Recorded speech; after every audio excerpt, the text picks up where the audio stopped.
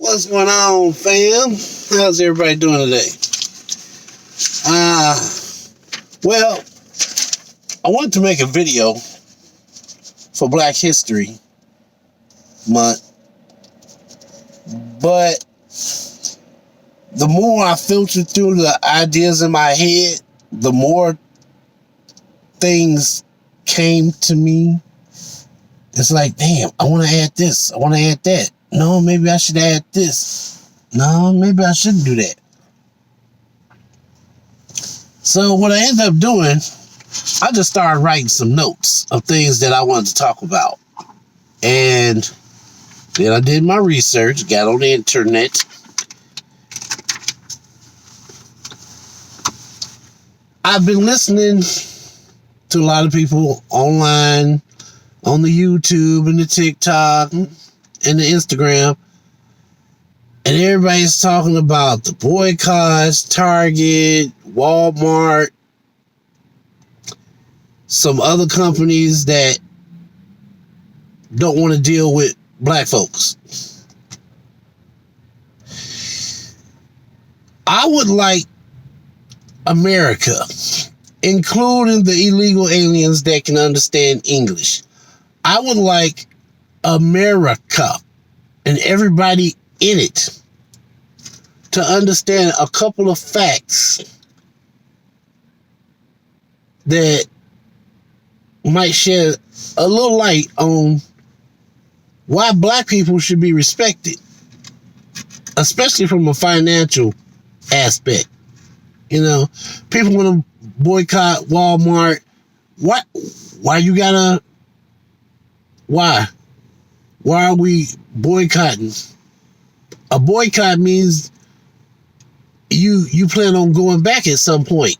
No, if I go there, and I'm not talking about literally go to Walmart, but if I go there, I'm not coming back because I'm sick and tired of the BS. So I got a short list of things I wanted to point out. I call this when Black America saved American automobiles. Now, a lot of y'all already know that it was a black man that created the gear shift. So every white racist person in America that has a vehicle, yeah, that automatic gear shift, yeah, that was us. The traffic light, yeah, that was us. But it's funny. If you don't pay the ticket and you end up having a warrant for your arrest and you go to jail because you got caught running a traffic light, there's more black people in jail for stupid stuff than there are white people. I know because in the history of my life, I didn't run a traffic light. I ran a stop sign and forgot to pay the ticket, a warrant out for my arrest, and I had to go to jail. The next incident that happened, and yeah, a lot of brothers in there.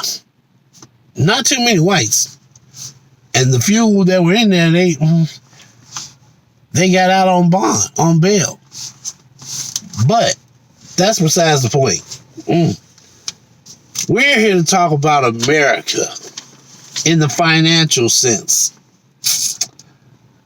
So, Jamie Dimon and all of your high-profile friends that own banks, Wells Fargo and others, car companies, Ford, GM, Chrysler. Oh, what is it called now? Stellantis. Y'all might want to listen up while I break this down. So, let's start off with a little known gentleman, Henry Leland. People may say, okay, well, who is Henry Leland? Henry Leland was not black. He was a white guy. 1917, Henry Leland founded the Lincoln Motor Company. You know Lincoln, that's owned by Ford now? He started that company. But did you know he had a hood connection? Yes. In the inner cities, when they like to drive the big body Chevys and the Oldsmobiles and the Pontiacs, and you know how when you get a part on your vehicle that break down and you go to the junkyard and you can't find that part, and then some old school cat be like, well, you know, you could take the part off of that one car and put it on your car. It's basically the same. Mr. Leland was the one who made it possible to swap out certain parts on vehicles that were made different, because those parts are made the same. So you can take a part from a Chevy and put it on a Pontiac and it'll fit. Same thing with Buick. You can take a part from a Buick and put it on the Oldsmobile. And I know everybody noticed that Oldsmobile Cuddy looked a lot similar to the Buick Grand National, and its predecessor, I believe, was the Buick Regal. So Henry actually made motors at one point in time in his career. He actually made motors for the company Oldsmobile. Now, he got hired at another company. He got hired at another company called the Henry Ford Motor Company. The board of directors on that company were not satisfied with Mr. Henry Ford as far as the financial well-being of the company.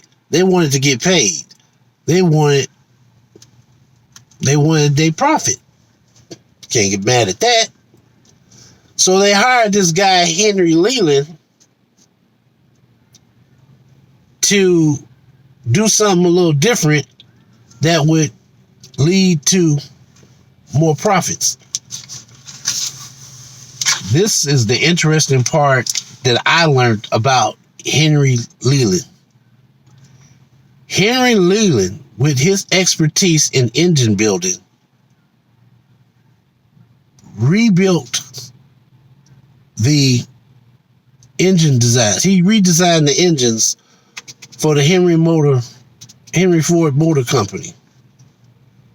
And the shareholders were they were so giddy and happy that he was able to pull it off, that not only did they keep him on full time, they changed the name of the company. Now, of course, by this time, they had already fired Henry Ford. So he ended up starting this company over again and just named it Ford Motor Company. But the first company, the Henry Ford Motor Company, was changed into Cadillac. Yeah, you heard me. The Henry Ford Motor Company, at the behest of the higher ups, had a name change. From that day forward, it would be known as Cadillac. Henry Leland, the engine designer and builder, took his knowledge of engine designs that he used with Oldsmobile and put it into the newly formed Cadillac Motor Company. What does Cadillac have to do with Oldsmobile? I'll tell you. Because at some point in history, GM owned Oldsmobile and Cadillac. And it is a known fact that on certain model vehicles, you can swap out the parts. That was Henry Leland. He made it possible for black people who didn't have money and still wanted to keep their car running to be able to swap out parts from one car to another as long as they was built by the same company. Now, moving right along, checking my notes, y'all. Moving right along, we go from 1917 to 1920s. Henry Ford Company is doing well up until a certain point, probably around the Great Depression, something like that. But yeah, Henry Ford hires black people. This led to more Negroes buying Ford vehicles. Why do I say that? I say that because Henry Ford didn't like Jewish people. And he was afraid that Jewish people were going to want labor unions and they want have all kinds of demands. He would rather ship. Now, in 1910, from 1910, I would say, all the way to 1920 America, Henry Ford believed he was doing a patriotic duty. Believe me when I say, immigration problem has been around for a long, long time. Henry Ford did not want Jewish people immigrating to the United States. He hired as few of them as possible. He might not have hired any. But you know what he did do? He hired a lot of black people. They just wanted to get paid. They didn't want no trouble. And that's how black people are today. We just want to go to work, make our money, go home, and chill. We're not looking for problems. Henry Ford knew that. So he hired a whole bunch of black people. Well, by him hiring a lot of black people, now other black people are like, well, dang, if a black person made this car, maybe I should get it. It looks nice, it's roomy, it's fast. And on top of that, included in that were a lot of doctors, lawyers, and rich black people, well-to-do black people. So they started buying Cadillacs. But they also, the ones that had a little less money than the doctors, they were buying Fords. So side note, 1922, Henry Ford actually, his company actually purchased Lincoln, the same Lincoln Motor Company that was started by Henry Leland, who ended up working for Cadillac after they fired Henry Ford. Now, you talk about turnabout being fair play. Henry Ford ended up signing off on the purchase of the Lincoln Motor Company. And it became part of Ford's lineup. Now, we mentioned Cadillac. So Henry Leland created Lincoln. He worked for the Henry Ford Motor Company, which was transformed into the Cadillac Motor Company, which Henry Ford, after being fired, he started his company over again, renamed it. Then he ends up buying Lincoln from Henry Leland. Where does the Cadillac fall into this? Here we go. 1934. Cadillac sales decline until one person from management proposes a radical idea. What was the radical idea? Sell to black people. That's what the guy told upper management. If you sell to black people, you'll make some money. You'll keep the business open. They wasn't too sure about that. They asked this guy to do some research. And he did. What he found out was that a lot of black people, ones that like doctors, lawyers, blacks with money, they were hiring white people to go buy these cars for them and bring it back to them. They had a lot of trust in them, and maybe it was just because, times were hard and white people were like, hell yeah, you want me to buy you a Cadillac?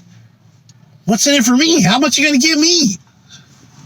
So the white people took the money, they went and got the car, came back with the title and the car, gave it to the black people, and that was that.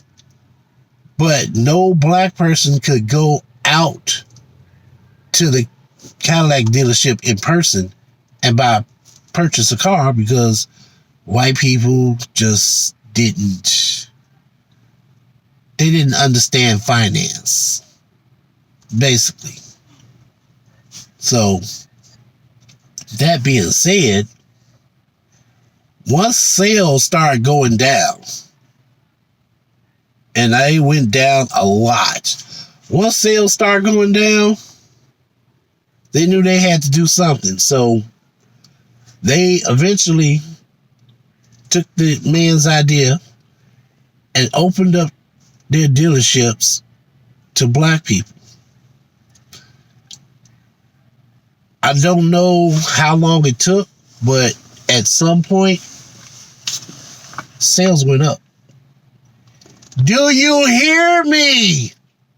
Bank of America, Wells Fargo, when they included black people, sales went up.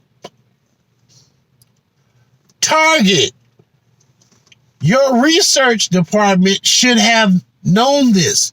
You should have did a Google search. You should have researched companies in America that almost had to file bankruptcy, that almost went out of business.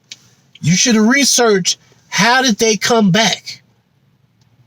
How did they make their comeback? It was because of the colored people, as you call us. The Negroes, the American Negroes, saved Cadillac from closing its doors.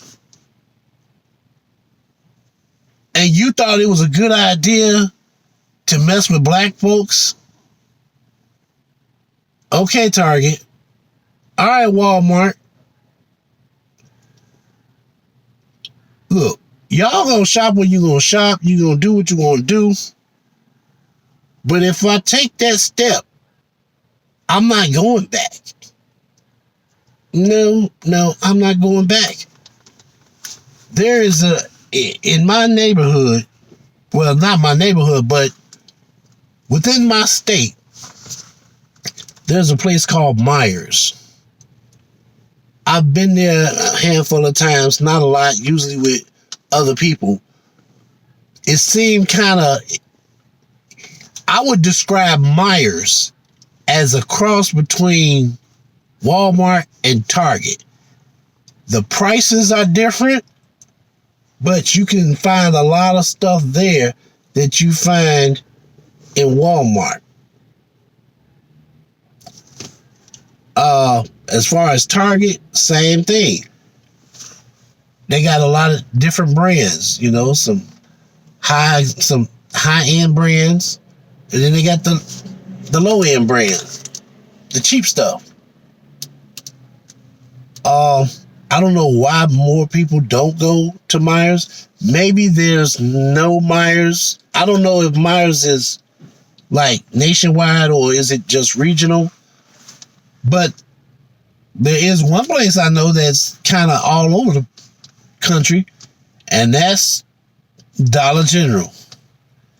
I found out that in the South, there are a lot of Dollar Generals. Who knew? It's probably where it started at. Y'all have to do the research.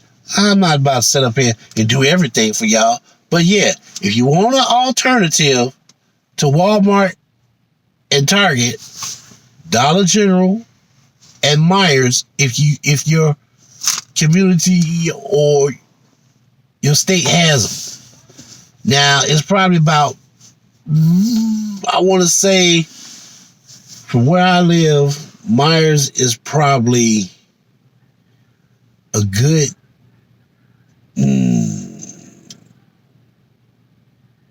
3 miles. Do the math. It probably take me a good, well, depending on traffic, anywhere from 15 to 20 minutes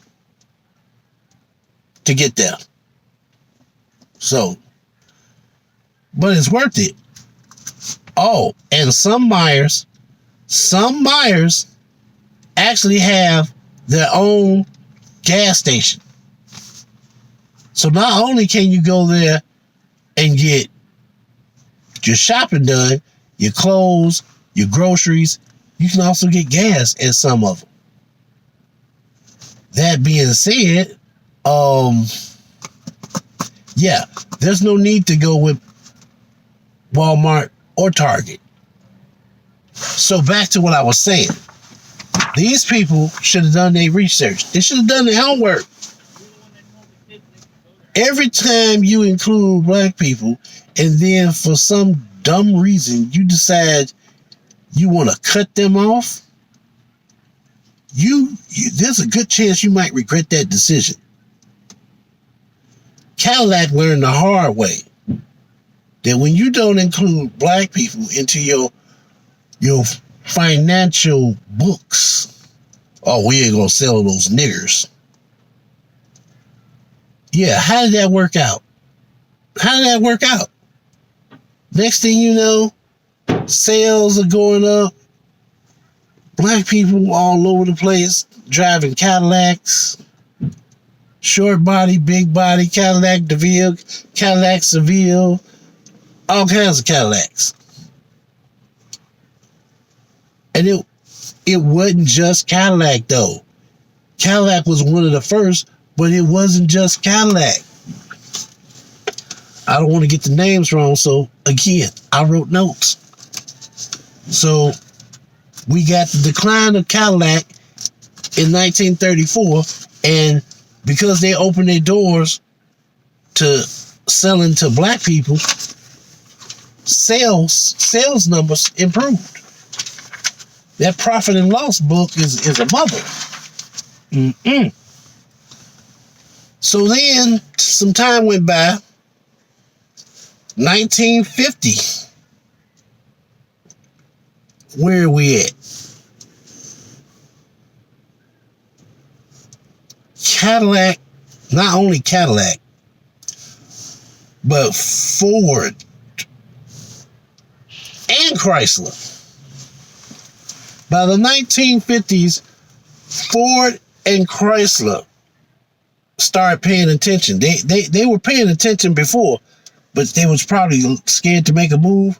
So at this point, Ford and Chrysler are now selling vehicles to blacks because they see it's a profitable business strategy. Stellantis, if you give us some good quality stuff, we'll buy it. I don't care what country in the world you from. Just you give us some. Oh, side note, Toyota. I heard rumors that y'all was stopping y'all DEI hires. I don't know how I feel about that because ever since I had my first Toyota, I really like the quality of y'all products. I would love to see more Toyotas in my state, especially in the county that I live in.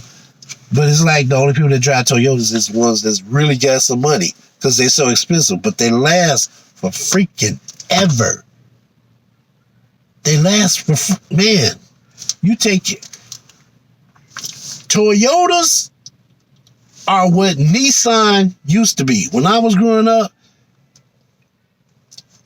inexpensive foreign car that ran good was Nissan. Everybody went to Nissan. That was the go-to if you wanted a foreign car. Now, not so much. So, I think as a community, we should switch over to Toyota and maybe Kia. I know some people that got Kia, they say they're pretty happy with it. So maybe Kia. And I'm saying all this to say that when companies consider that black people are just that, they're black people, they're people with darker skin, we have money to spend too. So excluding us in your sale and profit margins, excluding us from working at your place, come on now. Even Ford understood if we hire black people and other blacks can see that we have black people working for us, they're going to want to bring their Target, listen to what I'm saying. They're going to want to shop there when they see people that look like them. So if you stop hiring black people, your sales are going to go down. It's a historical fact. Just ask Cadillac. So by 1950s, you got Ford, Cadillac, and Chrysler all selling vehicles to the black community. Now, I did some further research on black individuals that contributed to the automotive industry. That's a whole nother video by itself. However, I can tell you this much. A gentleman by the name of Wendell Scott was the first Negro to win in NASCAR. You know, NASCAR. While the white guys get into a car and drive like 200, 400 miles an hour in a circle and try not to kill each other. That NASCAR. A Negro American, Wendell Scott, was the first black person to win NASCAR.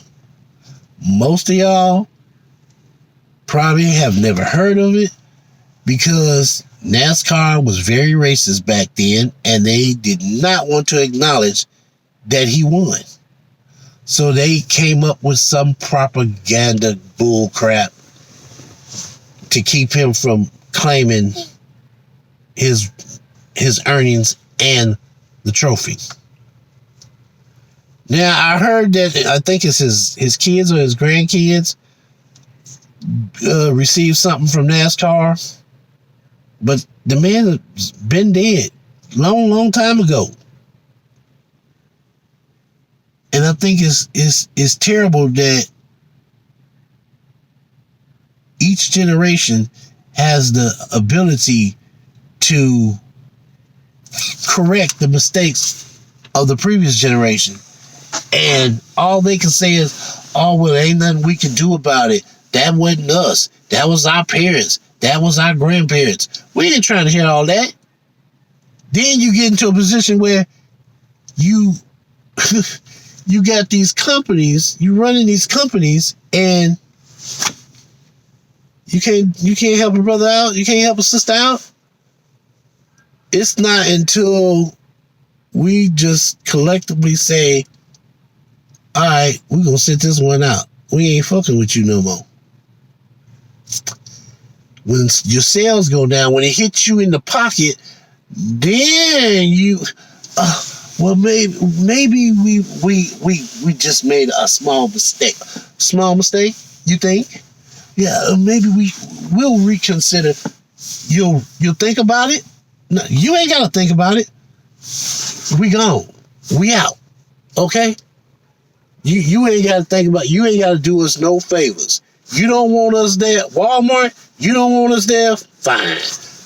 Target, you don't want us there? Fine. There are other places we can go. Other places we can go. Now, what I would like to see, and a young lady brought this up on Instagram, is with all the rich black people that we have in America, why has nobody started some type of store, some type of outlet where we can truly shop black? I mean, as far as diversity goes, yeah, you can have your mainstream white products, but you should also be able to go to that same store and find an abundance of black products and goods that's manufactured by black people, black owned businesses. That would be nice, to go into a store, look to one side, and you see all the mainstream products, and then on the other side of the store, you see all the black products, the toys, the beauty products, the whatever. That would be nice. And I don't think that the black owners should be charged if a certain product doesn't hit a certain target, as far as how much money the store, how much money the store makes off of selling it. Because I heard that too. Something about if the product don't sell after a certain period of time, then the owners of said product have to reimburse the store. Like, huh? But yeah, I think if somebody was to create a store or a small chain of stores where black products could be sold, black products could be found and sold, and not charge them, or charge them a smaller fee for that merchandise not being sold. It's a way around it. I know it is. I'm not no Harvard educated person, but as a consumer, I know it's a way around it. So let's talk about it in the comments below. Everybody have a good day. Life, liberty, pursuit of happiness. Let's do this. I'll talk to y'all later.